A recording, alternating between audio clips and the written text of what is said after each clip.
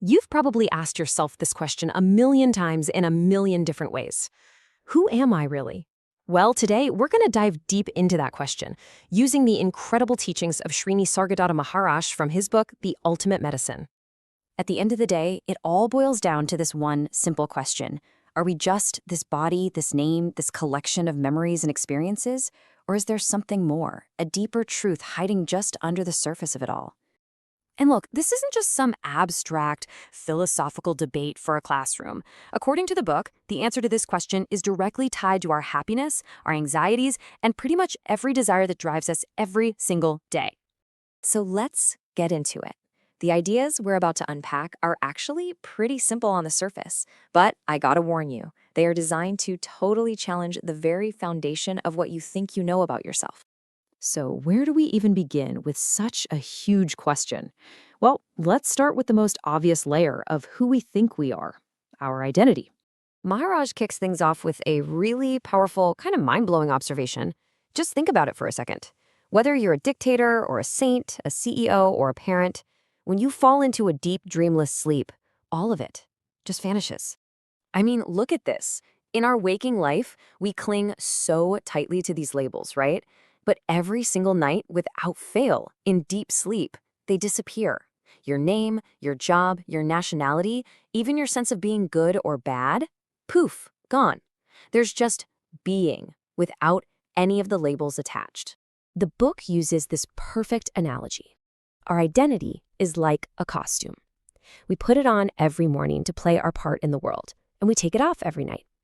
And what the source suggests is that our deepest sense of peace comes when that I costume is completely taken off. Now, here's the kicker. This feeling of being a separate I, that's the root of all our desires. Because this I feels separate, it feels incomplete, so it's constantly looking for things on the outside to fill that void. Praise, stuff, entertainment. It's kind of like a single wave in the ocean that forgets it's part of the whole ocean and spends its whole life trying to become bigger. Okay, so if our personal identity is just a costume, what about the being that's wearing the costume? This is where we go deeper, beyond identity, to that raw feeling of existence itself.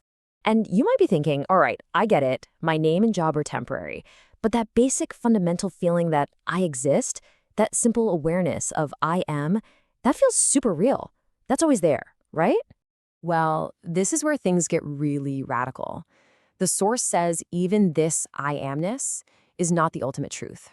It introduces this amazing concept, ana sharir, which translates to the food body.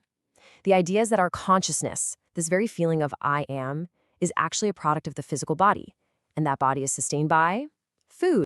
The light bulb analogy from the book makes this crystal clear. Think of your body as the light bulb. Your consciousness, that sense of I am, is the light that shines from it. But that light is completely dependent on the bulb. If the bulb fuses, the light is just gone. So even this I am is a temporary state. The book describes this I am as the witness. It's that fundamental awareness that experiences everything else. It's like the screen on which the movie of the world appears. And this, of course, leads to a mind-bending question. If the entire world is just a movie experienced by this witness, what happens when the witness itself disappears? If the screen goes dark, what happens to the movie? And here's another brilliant analogy to help with that. The world is like a film playing in a theater. The I am is the audience. As long as the audience is sitting there watching, the movie exists for them. But if the audience gets up and leaves, well, for them, the movie is over. The world and the I am show up together, and they disappear together. Okay, so if our personal identity is an illusion, and even our core sense of I am is temporary, then what the heck is left? The book offers a method, a kind of pointer, to get at the answer. Neti-Neti.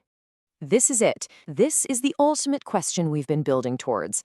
After we strip away everything we thought we were, our name, our body, our memories, even our consciousness, what remains? What is the actual fundamental reality? The source explains that this ultimate reality is so fundamental you can't describe it with positive words. Any attempt to say what it is would actually limit it. So the only way to point towards it is through negation. Neti-Neti literally means not this, not this. It's like a detective figuring out a suspect by first eliminating everyone who couldn't have done it. And this idea even applies to our concepts of God. The book argues that when we say something like God is loving, we're assigning a quality to the ultimate. But anything with qualities exists in time and is subject to change. The true ultimate reality has to be beyond all of that, beyond qualities, beyond time itself. And this brings us to our conclusion, and one last super powerful analogy from the book that really ties everything together. So, let's do a super quick recap. We started with our personal identity and realized it's just a temporary costume. Then we looked at the feeling of I am and saw it's like a temporary light from the body bulb. And all of that pointed us toward an ultimate reality that is beyond any words or descriptions. Okay, now get this. The source presents this incredible paradox of the banyan seed.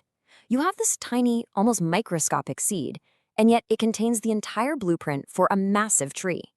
Its whole past and its entire future are all packed inside that subtle little form.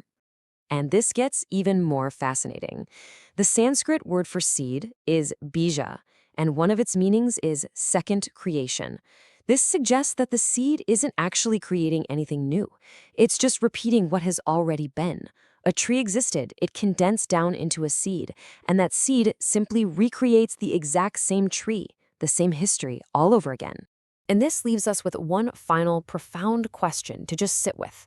If our lives, our personalities, all our stories, if all of that is like the big manifested tree that we can see and touch, then what is the subtle unseen seed from which this entire reality is repeatedly and maybe unconsciously growing?